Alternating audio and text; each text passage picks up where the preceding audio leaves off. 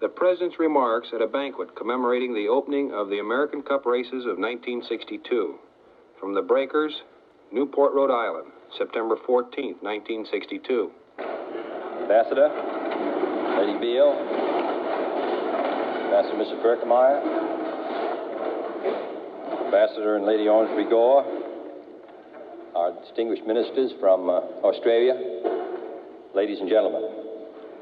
I know that all of us take, Ambassador of Portugal, distinguished guests, I know that all of us take the greatest pleasure in being here. First of all, because whether we're Australian or American, we are all joined by a common interest, a common devotion and love for the sea. And I am particularly glad to be here because this cup is being challenged by our friends from Australia.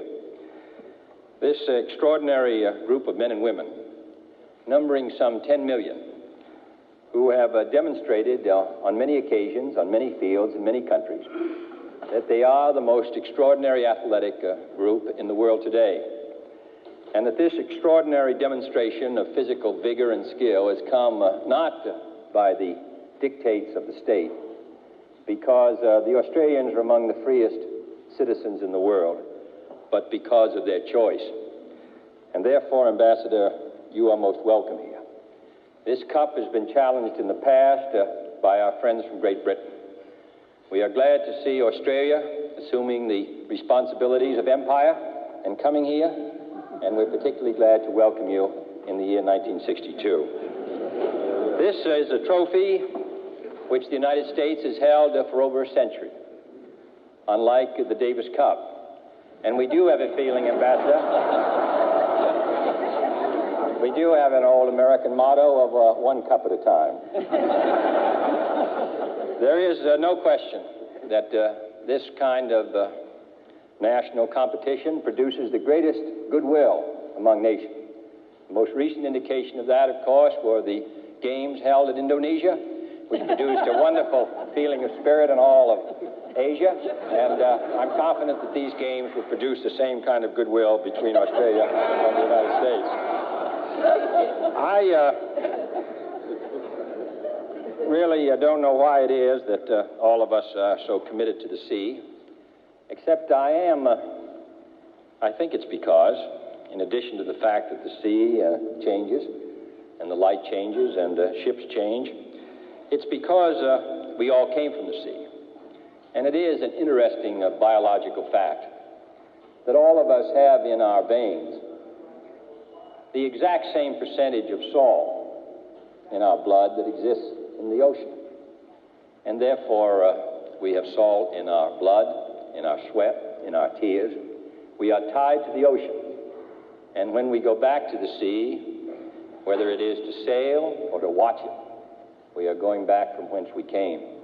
And therefore, it's quite natural that the United States and Australia, separated by an ocean, but particularly to those of us who regard the ocean as a friend, bound by an ocean, should be meeting today in Newport to begin this great sea competition.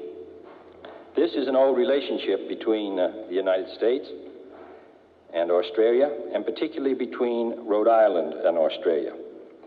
In the 1790s, Ambassador, American ships, mostly from Rhode Island, began to call regularly at New South Wales. Their cargoes, I regret to say, consisted mainly of gin and rum. And the effect was to set back the athletic development until the recent great temperance movement in Australia for many years.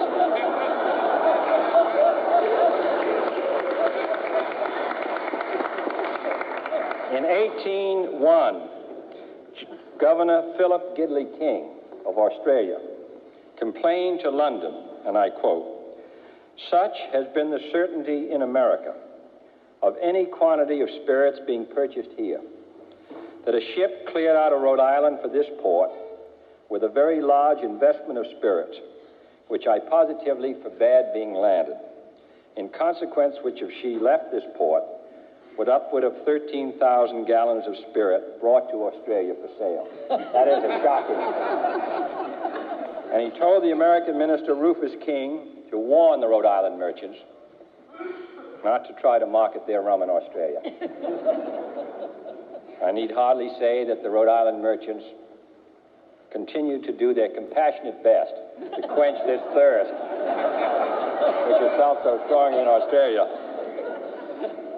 However, Australia became committed to physical fitness, and it's been disastrous for the rest of us. We have the highest regard for Australia. We, as you said, Ambassador, regard them as very satisfactory friends in peace and the best of friends in war. And I know that there are a good many Americans of my generation who have the greatest possible reason to be grateful to the Australians who rode a most distinguished record all the way from the desert of North Africa, and most particularly in the islands of the South Pacific, where their particular courage and gallantry, I think, met the strongest response in all of us in this country. But I don't really look to the past. I look to the present. The United States and Australia are most intimately bound together today. And I think that, and I speak as one who has had some experience in friendship and some experience in those who are not our friends, that we value very much the fact that on the other side of the Pacific, the Australians inhabit a very key and crucial area, and that the United States is most intimately associated with them. So beyond this race, beyond the result, rests this happy relationship between two great people. I want to toast tonight the crew, the sailors, those who made it possible for the Gretel to come here, those who have for 100 years defended this cup, from the New York Yacht Club to all of them. As the ambassador said so well, they race against each other, but they also race with each other against the wind and the sea. To the crew of the Gretel and the crew of the Weatherly.